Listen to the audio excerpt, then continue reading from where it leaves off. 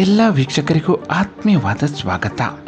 400 ವರ್ಷಗಳಿಗೊಮ್ಮೆ ಹಿಮಾಲಯದಲ್ಲಿ ಅರಳುತ್ತದೆ ಎನ್ನಲಾಗುತ್ತಿರುವ ಅಪರೂಪದ ವಿಶೇಷ ಪುಷ್ಪ ಎಂದು ನಂಬಲಾಗಿರುವ ಈ ಪುಷ್ಪ 400 ವರ್ಷಗಳಿಗೊಮ್ಮೆ ಅರಳುವುದು ನಿಜಾನ? ಈ ಪುಷ್ಪ ಕೇವಲ ಹಿಮಾಲಯ ಪರ್ವತದಲ್ಲಿ ಮಾತ್ರ ಅರಳುತ್ತದೆ ಅನ್ನುವುದು ನಿಜಾನ ಅನ್ನೋ ಎಲ್ಲ ಮಾಹಿತಿಗಳನ್ನು ಈ ವಿಡಿಯೋದಲ್ಲಿ ತಿಳಿಸಿಕೊಡುತ್ತೇನೆ. ದಯವಿಟ್ಟು ಈ ವಿಡಿಯೋವನ್ನು ಲೈಕ್ ಮಾಡಿ.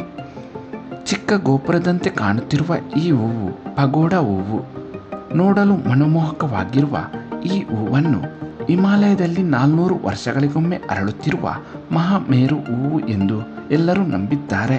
ಆದರೆ ತಜ್ಞರ ಪ್ರಕಾರ ಈ ಹೂವಿನ ಹೆಸರು ದೈತ್ಯ ಗಿಡಮೂಲಿಕೆ ಸಸ್ಯವಾದ ರೇಯೂಮ್ ನೋಬೆಲಾ. ಈ ಹೂವು ಭಾರತ ಮಾತ್ರವಲ್ಲದೆ ಪಾಕಿಸ್ತಾನ, ಅಫ್ಘಾನಿಸ್ತಾನ, ಮಯನ್ಮಾರ್, ಭೂತಾನ್, ನೇಪಾಳ ಹಾಗೂ ಸಿಕ್ಕಿಂನಲ್ಲಿ ಸಾಮಾನ್ಯವಾಗಿ ಕಾಣಲು ಸಿಗುತ್ತದೆ. ಈ ಮಾಹಿತಿ ಇಷ್ಟವಾದಲ್ಲಿ ದಯವಿಟ್ಟು ಈ ವಿಡಿಯೋವನ್ನು ಲೈಕ್ ಮಾಡಿ. ಎಲ್ಲ ವೀಕ್ಷಕರಿಗೂ ಧನ್ಯವಾದಗಳು.